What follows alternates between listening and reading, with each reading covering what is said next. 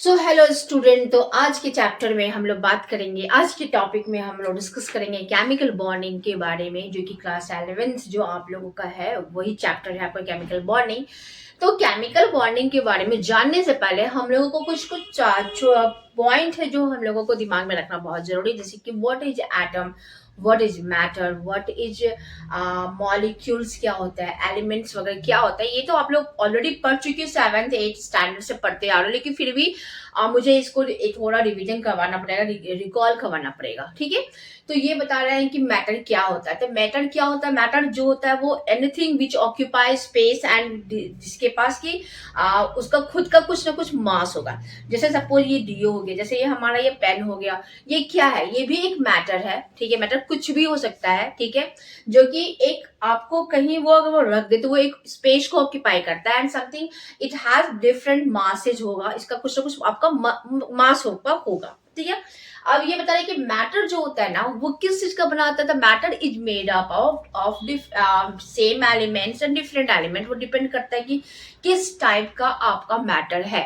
वो same elements का बन सकता है और डिफरेंट टाइप ऑफ एलिमेंट्स का भी बन सकता है। ठीक है, अब बोलते हैं कि एटम के बारे में जानते हो। उसके बाद एक और चीज है कि मैटर जो होता है वो किस चीज का बना होता है आपका, वो जैसे कि बताया मैं डिफरेंट एलिमेंट का, तो वो एक सब बहुत स्मॉल पार्टिकल्स का बना होता है, जिसको कि हम लोग कहते हैं एटम कहते हैं। ठीक है, जिसको कि हम लोग मतलब ना ही डिवाइड कर सकते हैं ना ही हम लोग इसको डिस्ट्रॉय कर सकते हैं। इसके बाद आप लोग जानते हो। अब ये बताता है क्या कि इन हमारे यूनिवर्स में जो हमारा एलिमेंट होता है ना, वो या फिर कोई भी एटम जो होता है ना, वो कभी भी आपको फ्रीली नहीं पाया जाएगा, फ्रीली एग्जिस्ट नहीं करेगा। कोई भी एलिमेंट का मतलब कि जो एटम होता है ना, वो कभी भी आपको फ्री स्टेट में नहीं मिलेगा आपका। ठीक है, वो हमेशा आपको कंबाइंड स्टेट में ही मिलेगा। तो क्यों, why atom does not exist in the free state? Free state में एटम क्यों नहीं मिलता? What is the reason behind this? तो ये सब के बारे में हम लोग डिस्कस करते हैं। ठीक है, जैसे आप लोग सुने हो ना कि सोडियम मेटल सुन रहे हो। ठीक है, बहुत सारे मेटल आप लोग सुने होंगे, एलिमेंट सुने होंगे, जैसे कि आपका सोडियम हो गया, हीलियम हो गया, हाइड्रोजन हो गया, नियोन हो गया, मैग्नीशियम हो गया, पोटाशियम हो गया। ठीक है ना, आयरन हो गया, क्रोमियम हो गया, बहुत सारे एलिमेंट्स है। तो ये जितने भी एलिमेंट्स है ना या फिर मैटर जो होता है वो कभी भी आपको फ्रीली नहीं मिलेगा। ठीक है, वो हमेशा क्या करेगा ना कि वो कंबाइंड स्टेट में मिलेगा। ठीक है, तो क्यों क्यों मिलेगा वो कंबाइंड स्टेट में आपका? ठीक है, तो उसी के बारे में हम लोग डिस्कस करते हैं क्या कि हर एक जो एटम होता है ना, ठीक है, वो ये चाहता है कि वो हमेशा स्टेबिलिटी गेन करे। स्टेबिलिटी हम लोग भी पढ़ाई क्यों कर रहे हैं? ताकि इन फ्यूचर कि हम लोग भी एक स्टेबिलिटी गेन करें। स्टेबिलिटी मीन्स क्या हो गया हम लोग के लाइफ में कि कल को एक अच्छा सा जॉब मिलना चाहिए, घर होना चाहिए, गाड़ी होना चाहिए, जो भी है, ये हो गया स्टेबिलिटी। मेन उद्देश्य जो होता है लोगों का पढ़ने का क्या होता है कि स्टेबिलिटी चाहिए। एक स्टेज के बाद जब आपका पढ़ाई कंप्लीट हो जाता है देन यू गेट आपका क्या स्टेबिलिटी। तो ये स्टेबिलिटी जो होता है ना कि every atom want to be stable, हर एक एटम जो होता है ना वो स्टेबल रहना चाहता है। और फॉर स्टेबिलिटी के लिए क्या करता है, वो रिएक्ट करता है and they form a chemical bond with other element, other atom. ठीक है ना, किसी अदर एलिमेंट के या फिर एटम से, सेम एलिमेंट से या एटम से वो क्या करता है, वो कंबाइन करता है स्टेबिलिटी के लिए। ठीक है, हाँ। अब ये बोल रहे हैं क्या कि सपोज ये मेरा एक सोडियम का मेटल हो गया। ठीक है, सोडियम मेटल हो गया, और ये मेरा मान लो क्या एक क्लोरीन एलिमेंट हो गया, या फिर सोडियम एटम हो गया एंड क्लोरीन एलिमेंट हो गया। अगर आप ये चाहते हो ना कि सोडियम एलिमेंट या मैटर एटम जो है ना उसको हम फ्रीली ऐसे रख ले, तो वो पॉसिबल नहीं है। क्यों? क्योंकि जैसे ही आप इसको एटमॉस्फेयर में फ्रीली रखोगे ना, तुरंत उसमें ना फायर जो है ना लग जाएगा। वो तुरंत एटमॉस्फेरिक ऑक्सीजन से, एटमॉस्फेरिक गैसेस से वो रिएक्ट कर लेगा, और सोडियम में बहुत भयानक सा गैस, मतलब वो फायर लग जाएगा, मतलब आग लग जाएगा।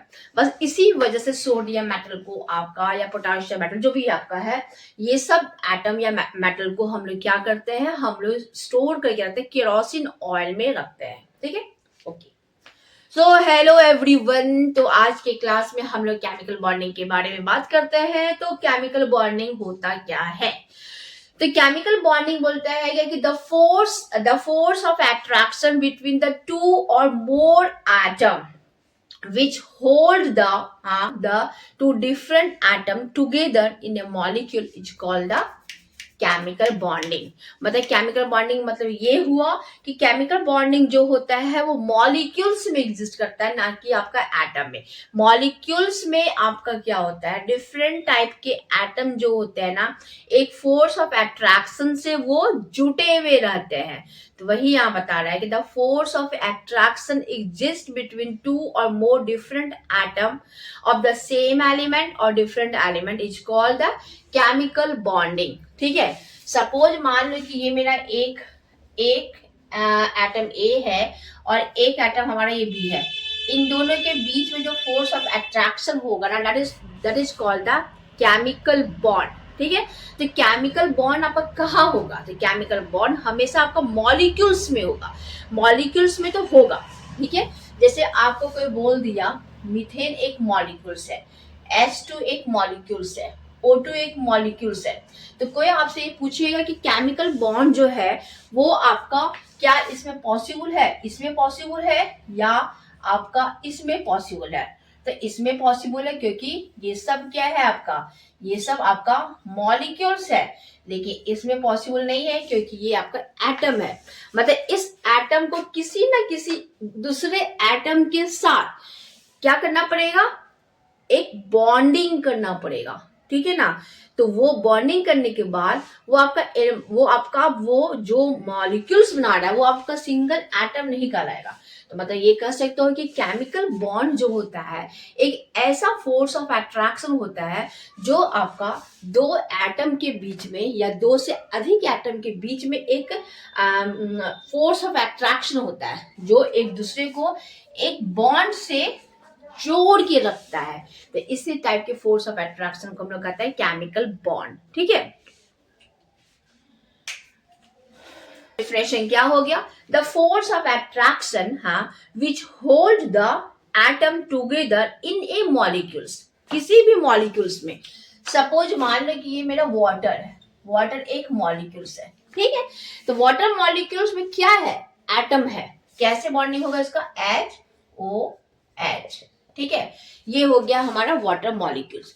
अब यहाँ देख लो ना, एक एटम ये, दो एटम ये, तीन एटम ये तीनों एटम एक दूसरे से क्या है, एक फोर्स ऑफ अट्रैक्शन से जुटे हुए, एक बॉन्ड से अट्रैक्ट किए हुए हैं। ठीक है, तो यही जो फोर्स ऑफ अट्रैक्शन है ना, यही force of attraction is called the chemical bond. ठीक है ना, तो केमिकल बॉन्ड में क्या होता है, केमिकल बॉन्ड मतलब ये हुआ कि कोई मॉलिक्यूल्स में, किसी मॉलिक्यूल में, ये वाटर क्या कहलाएगा आपका, ये एक मॉलिक्यूल्स कहलाएगा।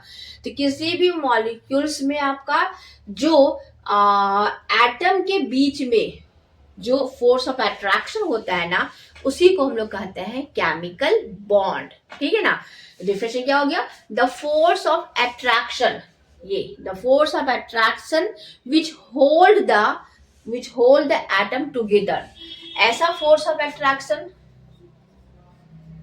ये फोर्स ऑफ अट्रैक्शन है which hold the atom together. ये फोर्स ऑफ अट्रैक्शन जो एटम को एक साथ पकड़ के रखता है ना, which hold the atom together.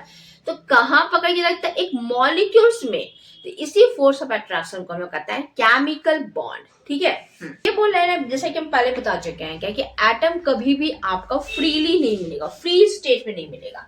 जैसे Na है, जैसे कि ये हाइड्रोजन है, ये आपको फ्री स्टेट में नहीं मिलेगा, लेकिन ये आपका H2 स्टेट में मिल जाएगा। ऑक्सीजन जो है आपको फ्री स्टेट में नहीं मिलेगा, लेकिन ये आपका इस फॉर्म में मिल जाएगा या O2 के फॉर्म में मिल जाएगा। तो क्यों, इसका रीजन क्या है? तो इसका रीजन ये है कि हर एक एटम ये चाहता है कि वो स्टेबिलिटी गेन करे। ठीक, अब स्टेबिलिटी गेन करने के लिए क्या करना पड़ता है? आप लोग पढ़े होंगे ऑक्टेट रूल, अगर नहीं पढ़े हो तो हम थोड़ा बता देते हैं। क्योंकि ऐसा होता है ना कि हर एक एटम ये चाहता है क्या, कि उसके आउटर मोस्ट सेल में, हाँ आप लोग सेल वगैरह तो पढ़े ही होंगे, आउटर मोस्ट सेल में उसका ऑक्टेट रहे। ठीक है ना, यही हो गया आपका ऑक्टेट रूल।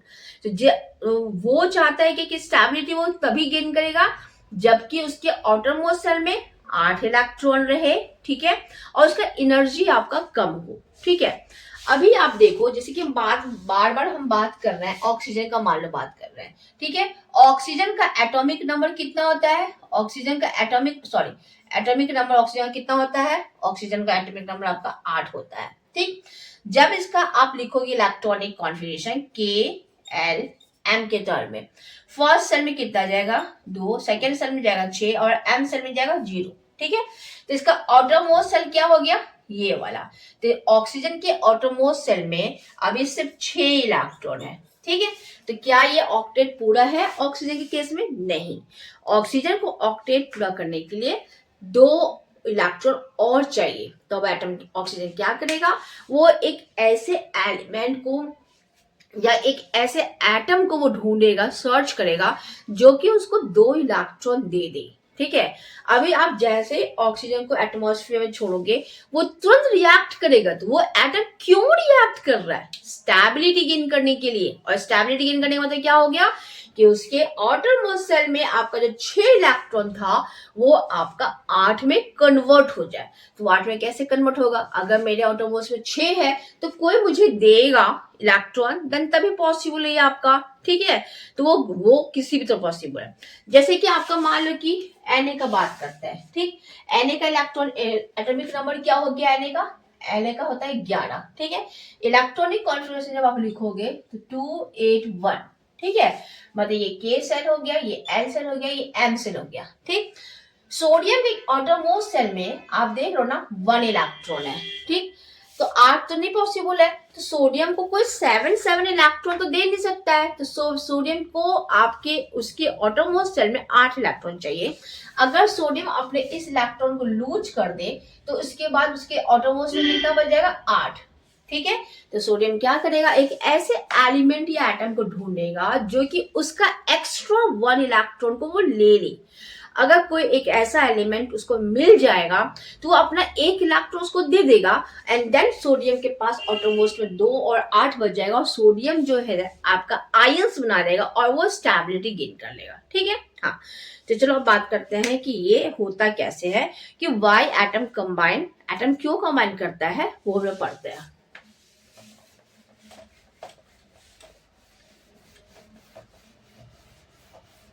आपको कोई पूछ देगा HOFNCl,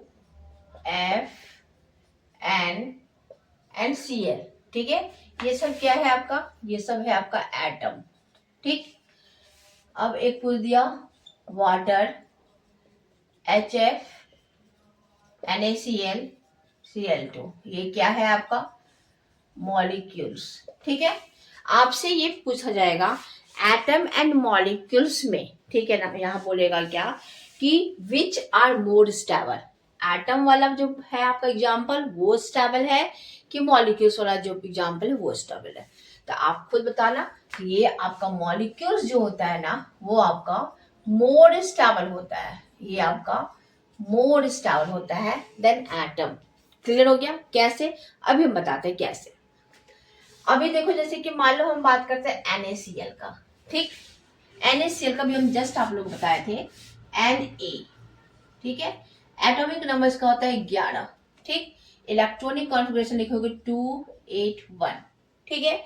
अब देख लो, सोडियम को स्टेबिलिटी गेन करने के लिए, मतलब इसके आउटरमोस्ट सेल में 8 इलेक्ट्रॉन करने के लिए कोई 7 इलेक्ट्रॉन देगा नहीं।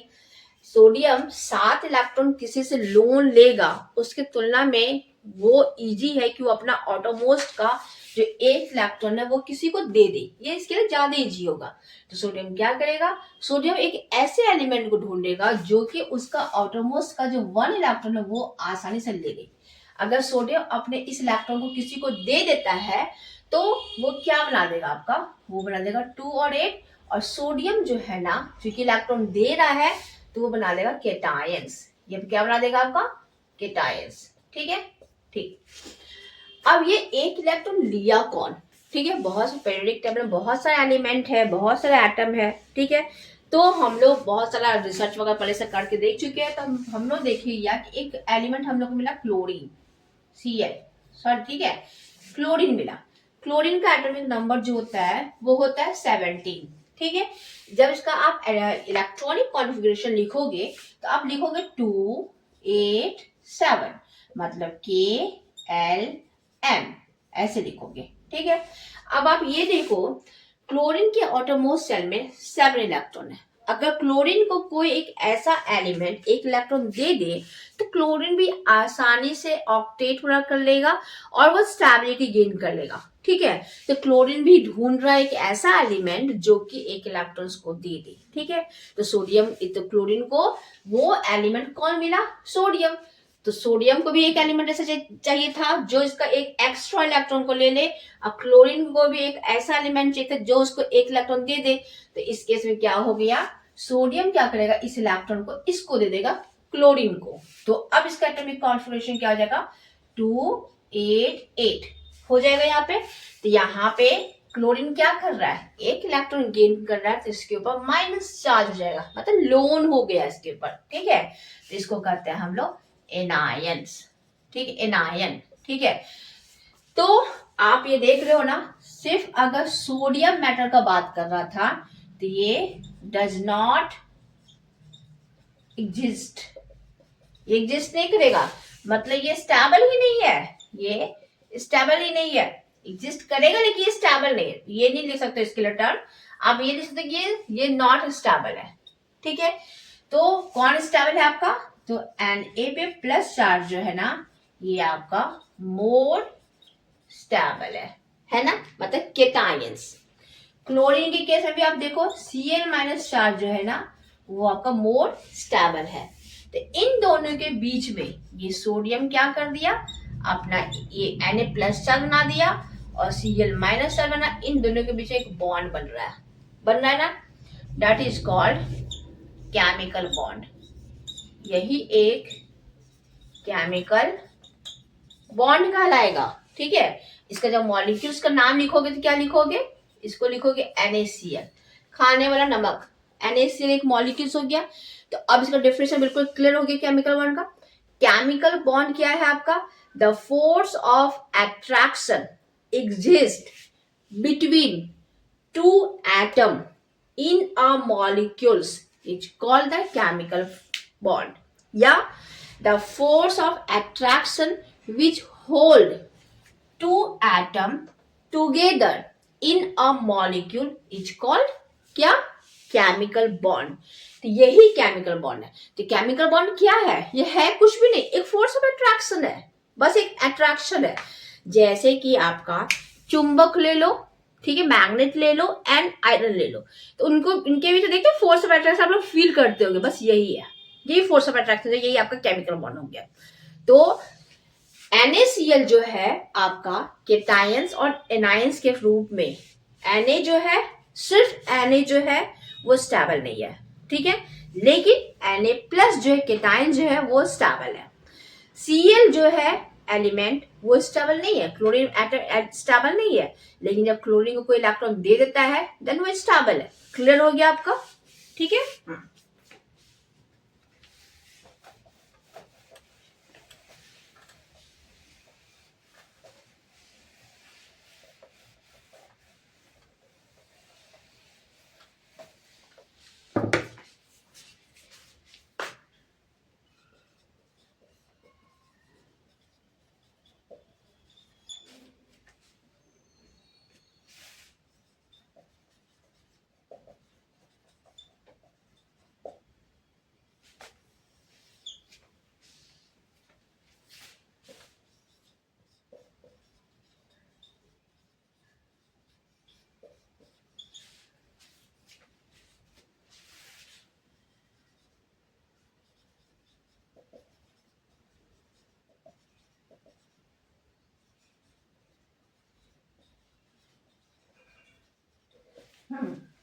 यहाँ बोल रहे हैं क्या कि कॉजेज ऑफ केमिकल कॉम्बिनेशन, ये जो हमारा एटम है वो क्यों आपका रिएक्ट करता है, NaCl से क्यों रिएक्ट किया, या फिर NaCl के बीच बॉन्डिंग ही क्यों बना, इसका आंसर तो आप आसानी से दे सकते हो। ठीक है, स्टेबिलिटी की वजह से।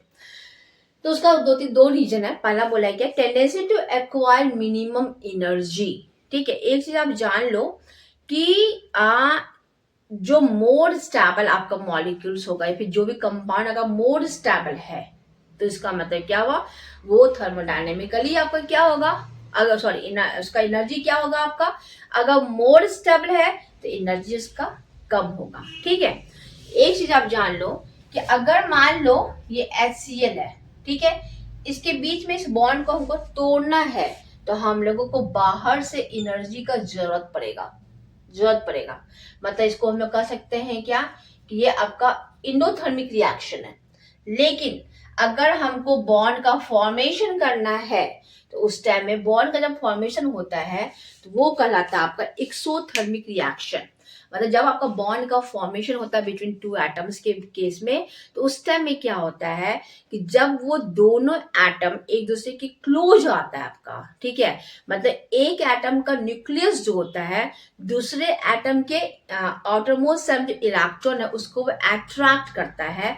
तो एक ऐसा केस आता है जिस टाइम की उनका एनर्जी क्या होता है, वो डिक्रीज करता है, पोटेंशियल एनर्जी उसको डिक्रीज करता है।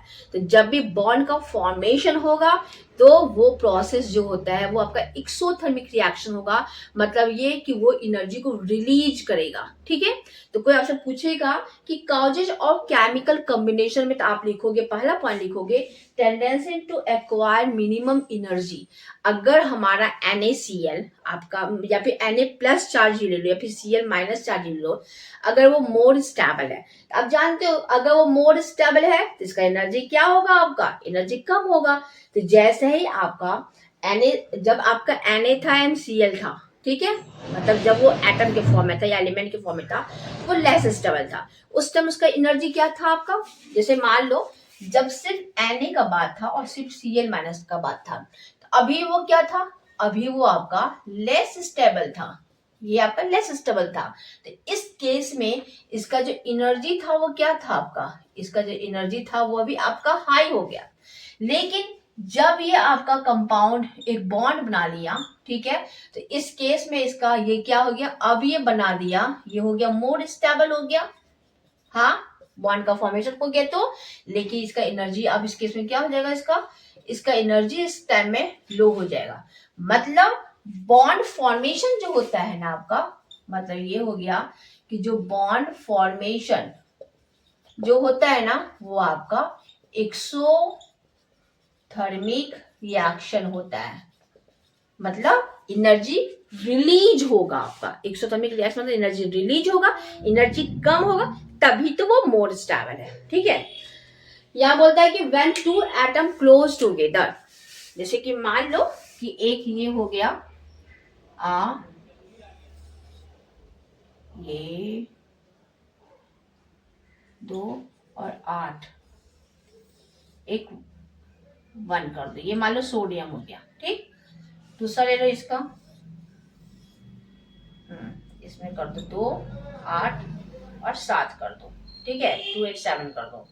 ये मान लो Cl का, जब ये दो एटम एक दूसरे के क्लोज आता है तो क्या कहता है, nucleus of one atom attract the electron of another atom. ठीक है, तो इसका इस एटम का जो न्यूक्लियस है, मान लो ये बीच में सेंटर में आपका न्यूक्लियस है, ये न्यूक्लियस जो है ना वो क्या करेगा, इसके इलेक्ट्रॉन को अपनी ओर अट्रैक्ट करेगा। ठीक, फिर when net result is attraction the total energy of the system decrease and chemical bond form। ठीक है, तो जैसे दोनों को अट्रैक्ट करेगा तो एक ऐसा केस आएगा जिस टाइम की क्या होगा, धीरे धीरे इन लोगों का एनर्जी क्या करेगा, वो डिक्रीज करेगा। और जैसे जैसे इन दोनों का एनर्जी आपका कम होने लगेगा, उसी टाइम में आपका इन दोनों के बीच में एक केमिकल बॉन्ड का फॉर्मेशन होना स्टार्ट हो जाएगा। ठीक है, तो वही आप बता रहे हैं कि बॉन्ड फॉर्मेशन जो होगा आपका वो एक आपका एक्सोथर्मिक रिएक्शन है। दूसरा पॉइंट बोल रहा है क्या,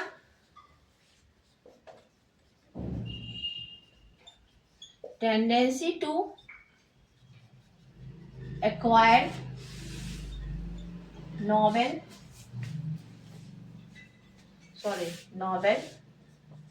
gas configuration.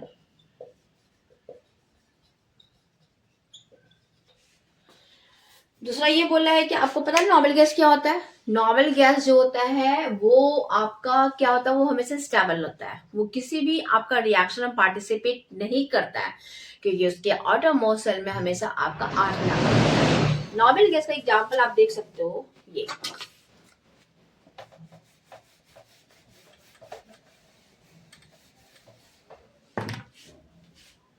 Helium, neon, argon, xenon, krypton, ये सब आपका नॉर्मल गैसेज है।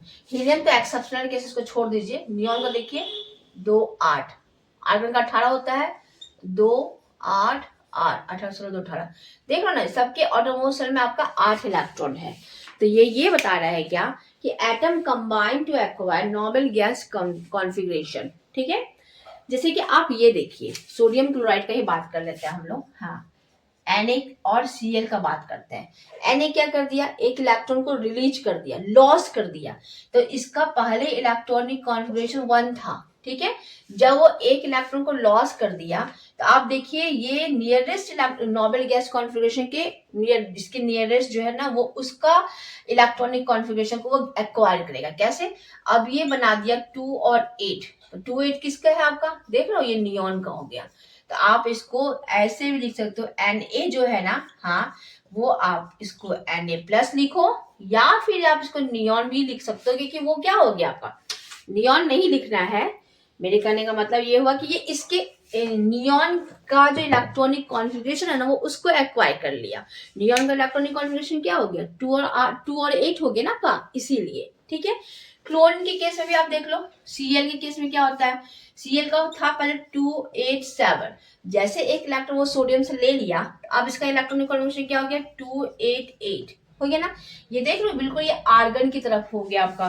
तो वही ये बता रहा है क्या कि एटम जो होता है जब वो कंबाइन करता है तो वो क्या करता है, उसके पहले वो आपका एक्वायर करता है नॉर्मल गैस इलेक्ट्रॉनिक कॉन्फ़िगरेशन।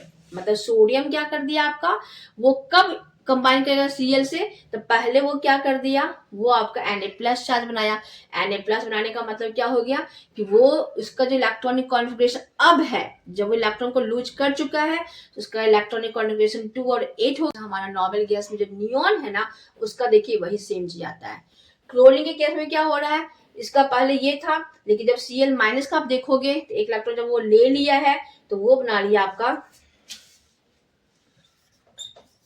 वो बना लिया 288। तो ये किसके इक्विवेलेंट हो गया आपका, तो ये जो हमारा आर्गन हो गया ना आपका, आर्गन का इलेक्ट्रॉनिक कॉन्फ़िगरेशन देखोगे वो बिल्कुल आपका क्लोरीन माइनस चार्ज का बिल्कुल उसके तरह ही है आपका।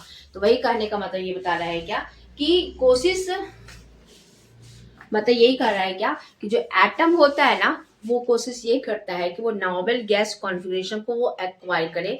नॉर्मल गैस कॉन्फ़िगरेशन मतलब वो अब उसके ऑटोमोस्ट में ऑक्टेट रूल फॉलो कर रहा है, ऑक्टेट पूरा हो गया एंड वो अब स्टेबल है आपका। Information of bond only outer most electron जो होता है ना, वो पार्टिसिपेट करता है। ये बोला है कि बॉन्ड का जो फॉर्मेशन होता है ना, उसमें आपका बता रहा है क्या कि वो सिर्फ आउटर मोस्ट ऑर्बिट ही इलेक्ट्रॉन जो होता है ना, वही से पार्टिसिपेट करता है।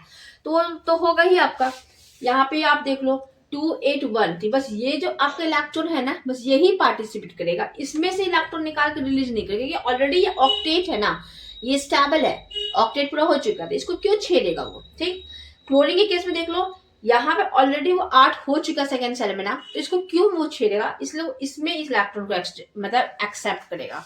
तो वही बता रहे कि बॉन्ड फॉर्मेशन में हमेशा आउटर मोस्ट सेल में जो इलेक्ट्रॉन है ना, वही आपका पार्टिसिपेट करेगा।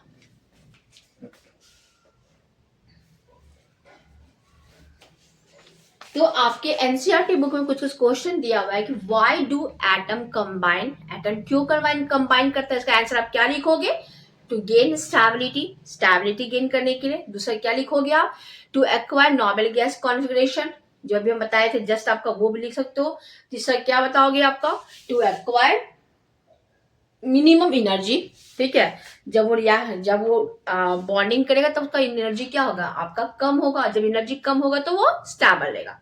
सेकेंड क्वेश्चन होता है why are only certain combination possible, certain combination ही क्यों पॉसिबल, हम लोग आगे डिस्कस करेंगे कि NaCl के बीच सिर्फ आयोनिक बॉन्ड ही क्यों बन रहा है, NaCl के बीच कोवैलेंट बॉन्ड क्यों नहीं बन रहा है। ठीक है, why do some atom combine while certain other do not, ठीक है, कुछ एटम तो कंबाइन करता है लेकिन कुछ और नहीं करता। क्यों, क्या रीजन है, ये हम आगे डिस्कस करते हैं। Why do molecules possess different shape, हर एक मॉलिक्यूल्स का अलग अलग शेप क्यों होता है। जैसे वाटर मॉलिक्यूल्स का अलग शेप हो गया आपका, ठीक है, Cl2 का आपका अलग हो गया, मतलब जो भी है, तो ये सबका डिफरेंट डिफरेंट शेप क्यों होता है।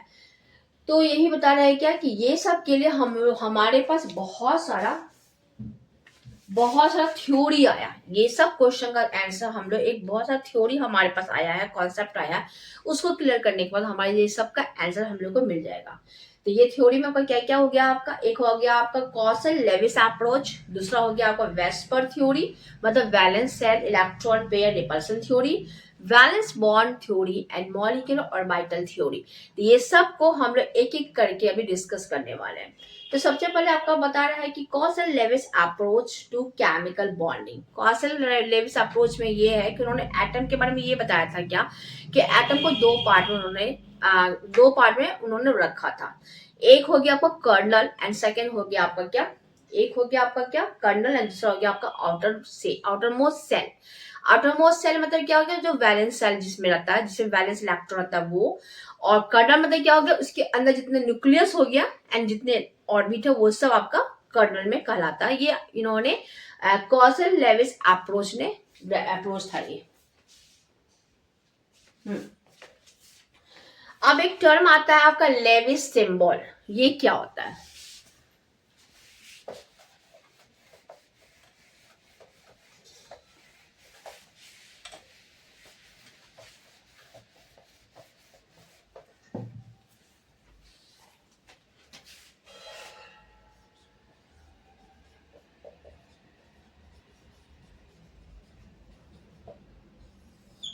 लेविस सिंबल ये बता रहा है ना कि लेविस सिंबल मतलब ये हुआ कि किसी भी एटम में, ठीक है, किसी भी एटम के वैलेंस सेल में जो इलेक्ट्रॉन होता है ना, उसको एक डॉट से दिखाते हैं, वही हो गया हमारा लेविस सिंबल। ठीक है, जैसे कि आपका एक एग्जांपल देख लो, जैसे कि आपका हाइड्रोजन हो गया, ठीक, आपका हीलियम ले लो, ठीक है, मान लो कि बोरॉन ले लो, ठीक है, कार्बन ले लो, नाइट्रोजन ले लो, ऑक्सीजन ले लो, फ्लोरीन ले लो, नियॉन ले लो, सोडियम ले लो, मैग्नीशियम ले लो, ठीक है। हाँ, इसका सबसे पहले आप ये देखो कि वैलेंस सेल में कितना इलेक्ट्रॉन है। हाइड्रोजन का सबसे पहले एटॉमिक नंबर कितना होता है, 1 2 4 6 7 8 9 10 11 एंड 12, ये इसका हो गया एटॉमिक नंबर। ठीक, अब इसके वैलेंस सेल में कितना इलेक्ट्रॉन है, इसके वैलेंस सेल में आपका, इसके वैलेंस सेल में आपका 1 ही इलेक्ट्रॉन होगा, इसके वैलेंस सेल में 1 इलेक्ट्रॉन होगा। हीलियम के वैलेंस सेल में कितना इलेक्ट्रॉन होगा, इसके 2 ही होगा, बोरोन में 2 होगा, कार्बन के केस में क्या हो जाएगा आपका 4 हो जाएगा, नाइट्रोजन के केस में 5 हो जाएगा, ऑक्सीजन के केस में 6 हो जाएगा, फ्लोरीन में 7 हो जाएगा, नियॉन में 8 हो जाएगा, सोडियम में 1 हो जाएगा, मैग्नीशियम में 2 हो जाएगा। ये इसका हो गया वैलेंस सेल में कितना इलेक्ट्रॉन है। वैलेंस सेल समझते हो ना, वैलेंस सेल मतलब ये हो गया आउटर मोस्ट सेल में जो इलेक्ट्रॉन है। जैसे कि अभी हम आपको बताए थे सोडियम का, जैसे सोडियम का, ठीक है, इसका क्या होगा आपका 2 8 1 11 होता है ना, तो K shell, L shell, M shell, तो आउटर मोस्ट सेल में कितना इलेक्ट्रॉन है, 1 है। तो देखो यहाँ पर लिखे ना सोडियम का आउटर मोस्ट में जो इलेक्ट्रॉन 1 है, इसी को कहते हैं हम लोग वैलेंस इलेक्ट्रॉन, वैलेंस इलेक्ट्रॉन कहते हैं। तो वैलेंस सेल में जो इलेक्ट्रॉन उसको कहते हैं वैलेंस इलेक्ट्रॉन। तो लेविस डॉट स्ट्रक्चर मतलब ये हुआ कि किसी भी एलिमेंट का, किसी भी एटम का, ठीक है, जो वैलेंस इलेक्ट्रॉन होता है, जब उसको हम डॉट से दिखाते हैं उस सिंबल के साथ, तो वही हो गया लेविस डॉट स्ट्रक्चर या लेविस सिंबल कहते हैं। ठीक, अब आपको ये बोला जाएगा लेविस सिंबल दिखाना इसका, एक मिनट,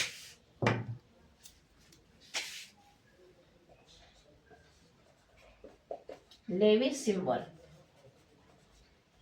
ठीक है, इसको लेविस सिंबल लिखो या फिर इसको लिख सकते हो लेविस डॉट स्ट्रक्चर। तो हाइड्रोजन के केस में आप क्या दिखाओगे पता है, हाइड्रोजन के केस में एक डॉट है तो एक दिखाओगे, हीलियम के केस में 1 और 2, बोरॉन के केस में 1 और 2, ठीक है। कार्बन के केस में 1 2 3 4, ठीक है। नाइट्रोजन के केस में 5 है, 1 3 4 5, ठीक है। ऑक्सीजन के केस में 2 2 4 2 6। फ्लोरीन के केस में 7 है, 2 2 4 2 6 1 7। नियॉन के केस में 2 2 4 2 6 2 8। सोडियम के केस में सिर्फ 1 पड़ेगा, और मैग्नीशियम के केस में 2 पड़ेगा। तो यही हो गया आपका लेविस सिंबल या लेविस डॉट स्ट्रक्चर।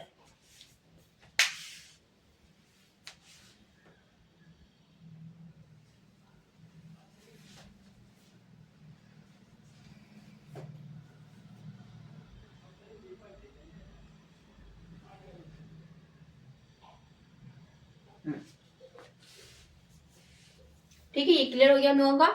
अब ये बता रहा है क्या सिग्निफिकेंस ऑफ लेविस सिंबल, इसका क्या यूज किया है, बता रहा है आपका कि the number of dot around the symbol represent the number of valence electron.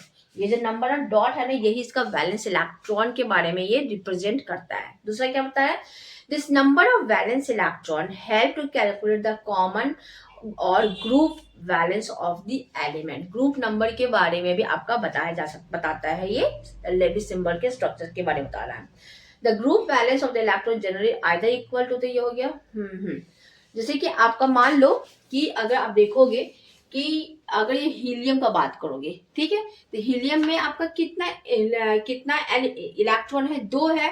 तो इसका मतलब हीलियम किस ग्रुप का हो गया, ये आपका सेकेंड ग्रुप का हो गया, ये फर्स्ट ग्रुप का हो गया, ये सेकेंड ग्रुप का हो गया, ये आपका फोर्थ ग्रुप का हो गया कार्बन।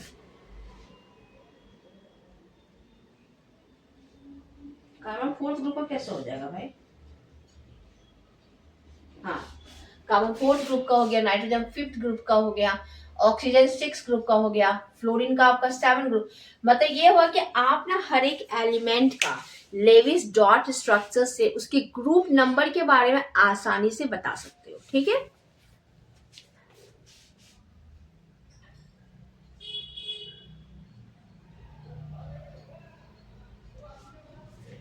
अब आपका ऑक्टेट रूल तो हम ऑलरेडी बता ही चुके हैं, वही सेम चीज यहाँ पे दिखा रहा है, आपके बुक में दिखा रहा है क्या कि atom can combine either by transfer of valence electron from one atom to another or by sharing of valence electron in order to have an octet in their valence. This is called known as octet rule.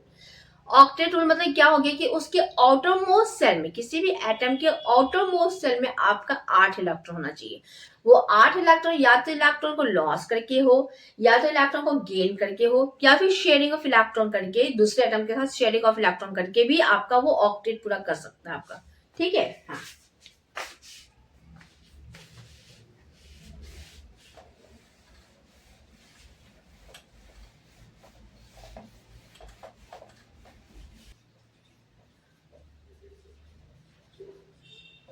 Octet rule. Octet rule ये बताता है क्या कि tendency of atom to achieve 8 electron in their outermost shell is known as आपका octet rule, ठीक है। अब ये बता रहा है क्या कि ये जो आपका जो ऑक्टेट टेंडेंसी ऑफ मतलब ऑटोमोस्ट सेल में जो 8 इलेक्ट्रॉन आपको एटम में करना है, वो आपका किस तरीके से हो सकता है, या तो इलेक्ट्रॉन को क्या करेगा, लॉस करेगा, जैसे कि आपका सोडियम के केस में हो रहा था, हम लोग इलेक्ट्रॉन को ऑटोमोस्ट सेल को सोडियम क्या करता, लॉस करा था, एंड देन वो आपको 2 बना रहा था आपका, या तो आपको वो गेन करेगा, या फिर sharing of electron between the 2 atoms होगा, ठीक है। जैसे कि अगर आपको कोई मान लो मिथेन का देखना है, मान लो एग्जाम्पल दे रहे हैं हम लोग मिथेन का, CH4, ठीक है, CH4, ठीक।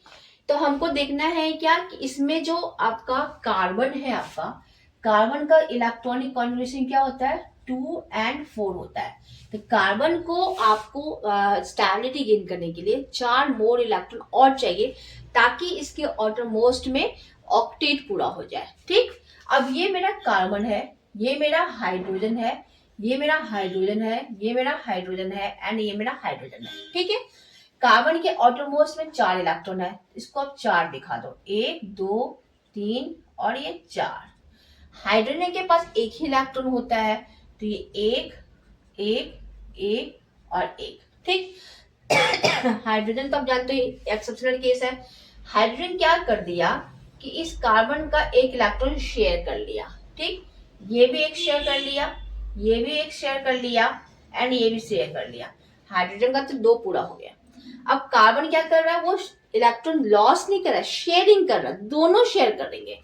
अब ये कार्बन का था चार ऑलरेडी था, एक दो तीन चार, चूंकि वो अपना इलेक्ट्रॉन इस हाइड्रोजन को शेयर किया, ये इलेक्ट्रॉन इससे शेयर किया, ये इलेक्ट्रॉन इससे शेयर किया, ये इलेक्ट्रॉन इससे शेयर किया है, तब ये कार्बन क्या करेगा कि अगर अपना इलेक्ट्रॉन इस हाइड्रोजन के साथ शेयर किया है तो इस हाइड्रोजन का जो इलेक्ट्रॉन है वो ये भी शेयर करेगा, इस हाइड्रोजन का भी इलेक्ट्रॉन ये कार्बन आपका शेयर करेगा, और इस हाइड्रोजन का जो इलेक्ट्रॉन है वो भी ये कार्बन शेयर करेगा, और इस हाइड्रोजन का जो इलेक्ट्रॉन वो भी शेयर करेगा। इस केस में आपका जो डॉट बॉन्डिंग होगा वो आपका ऐसा होगा, ठीक। अब आप कार्बन का देखो कितने इलेक्ट्रॉन हो गया, देखो तो एक दो तीन चार पांच छह सात आठ, तो कार्बन के ऑटोमोस्ट में 8 इलेक्ट्रॉन हो गया ना आपका, आसानी से वो स्टेबिलिटी गेन कर लिया। तो कार्बन का तुम देखोगे 2 और क्या लिखोगे यहाँ पे 4 की जगह पे 8 हो गया ना आपका यहाँ पे इस केस में, ठीक है। तो इस केस में मीथेन जो है ना वो आपका ऑक्टेट रूल को फॉलो कर रहा है। जैसे कि आपका जैसे कि ये तो शेयरिंग ऑफ इलेक्ट्रॉन था, लॉस ऑफ इलेक्ट्रॉन आपको बता ही चुके हैं, जो loss of electron gain of electron NaCl का एग्जांपल वो बता ही चुके हैं। अभी हम लोग शेयरिंग ऑफ इलेक्ट्रॉन का बात कर रहे हैं। जैसे कि आपका मान लो बात करते हैं ऑक्सीजन का, ठीक। अब देखो ऑक्सीजन है ये, O2 का बात करते हैं, ठीक है। ऑक्सीजन का एटॉमिक नंबर कितना होता है 8, ठीक। इलेक्ट्रॉनिक कॉन्फ़िगरेशन 2 और 6, हमारे पास कितना है 2 और 6, दो ऑक्सीजन एटम है। इन दोनों को 2 इलेक्ट्रॉन और चाहिए ताकि ऑटोमोस्ट सेल में आपका 2 इलेक्ट्रॉन 8 इलेक्ट्रॉन पूरा हो जाए। तो ऑक्सीजन के केस में क्या होगा, हम लोग बिल्कुल वैसे लिखेंगे, ऑटोमोस्ट सेल में कितना इलेक्ट्रॉन है 1 2 3 4 5 6, इस वाले ऑक्सीजन के ऑटोमोस्ट में कितना है 2 2 4 2 6। अगर ये ऑक्सीजन इसका 2 इलेक्ट्रॉन शेयर कर ले, इस ऑक्सीजन का 8 पूरा हो जाएगा, और ये वाला 2 इलेक्ट्रॉन अगर ये शेयर कर ले तो इस ऑक्सीजन का भी 8 पूरा हो जाएगा। तो बॉन्डिंग आप ऐसे दिखा सकते हो,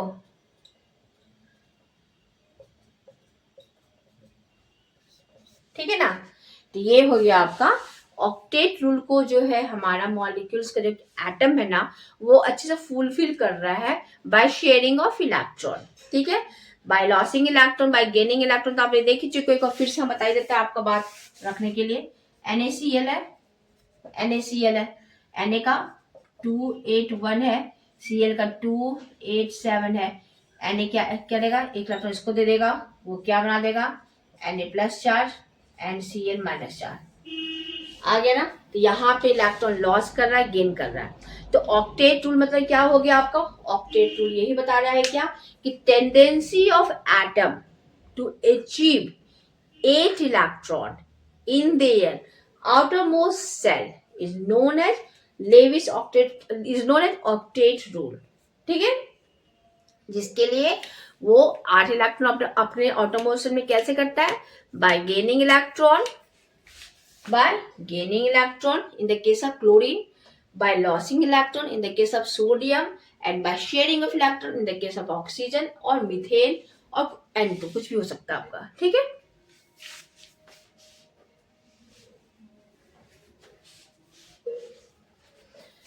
तो ये था आपका ऑक्टेट रूल।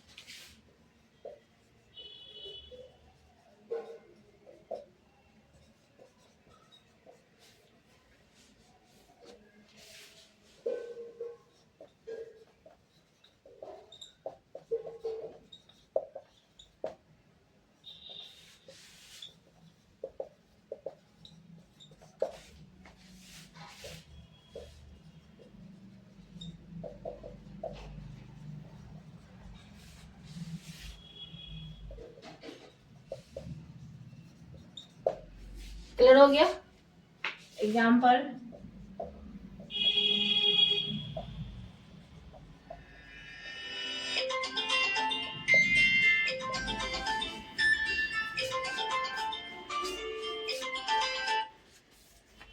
ये हो गया एक्सेप्शन ऑफ ऑक्टेट रूल।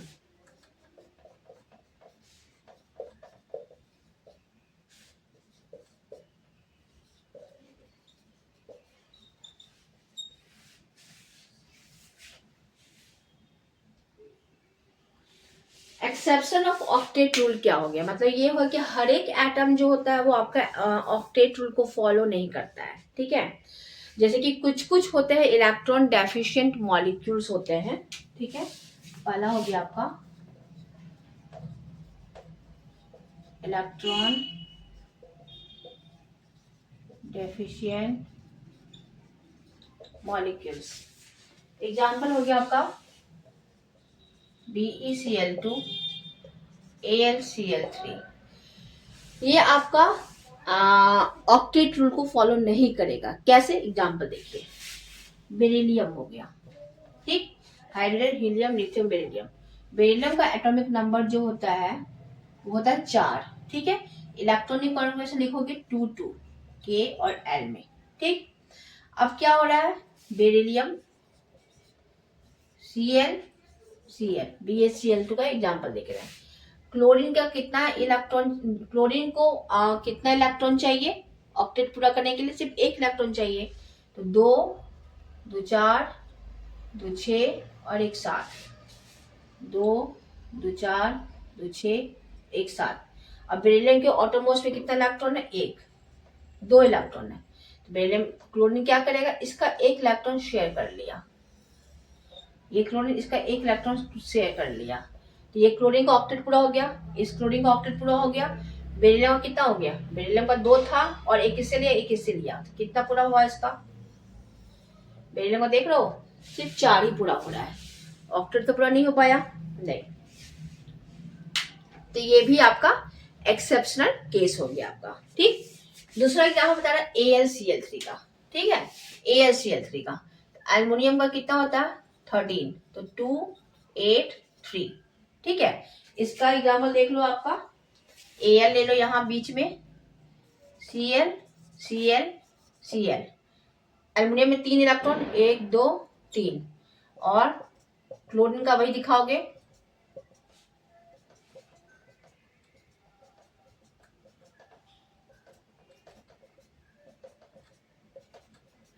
समझ में आ रहा है ना? क्लोरीन का 8 हुआ ना, एल्युमिनियम का ये एक इलेक्ट्रॉन ये ले लिया, ये क्लोरीन का भी 8 हो गया, ये एल्युमिनियम का एक इलेक्ट्रॉन ये ले लिया, 8 पूरा हो गया, इसका भी 8 इलेक्ट्रॉन पूरा हो गया। अब एल्युमिनियम भी तो शेयर करेगा, एल्युमिनियम का 1 2 3 इलेक्ट्रॉन ऑलरेडी इसके पास में था, बाकी इस क्लोरीन से एक लिया, एक ये लिया, एक ये लिया, तो कितना हो गया एल्युमिनियम का? देखो तो, 1 2 3 4 5 6, इस केस में एल्युमिनियम के ऑटोमोस्ट में 6 ही इलेक्ट्रॉन हो पा रहा है, तो ये भी आपका ऑक्टेट रूल को फॉलो नहीं कर रहा है। तो आपको एक्सेप्शनल केस याद रखना पड़ेगा। कुछ एलिमेंट्स ऐसे होते हैं इलेक्ट्रॉन डेफिशिएंट मॉलिक्यूल जिसमें कि आपका इलेक्ट्रॉन का कमी होता है, तो वो ऑक्टेट रूल को फॉलो नहीं करता है। एग्जाम्पल में beryllium chloride and aluminium chloride.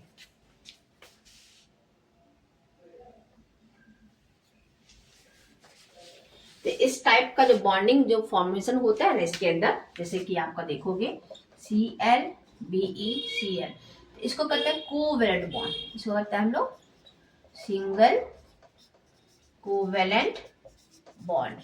आगे बताएंगे आपको बॉन्डिंग, केमिकल बॉन्ड का टाइप क्या होता है हम आगे बताएंगे, ठीक है।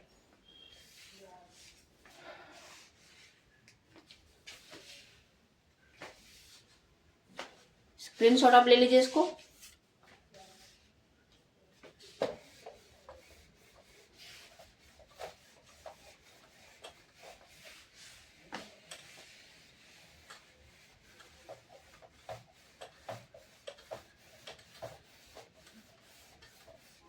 बच्चों, तो नेक्स्ट क्लास में हम लोग पढ़ते हैं टाइप्स ऑफ केमिकल बॉन्डिंग के बारे में, वेस्पर थ्योरी के बारे में पढ़ेंगे, बैलेंस बॉन्ड थ्योरी के बारे में पढ़ेंगे। आज ये इंट्रोडक्शन क्लास था, इसलिए थोड़ा कम क्लास लिए हैं।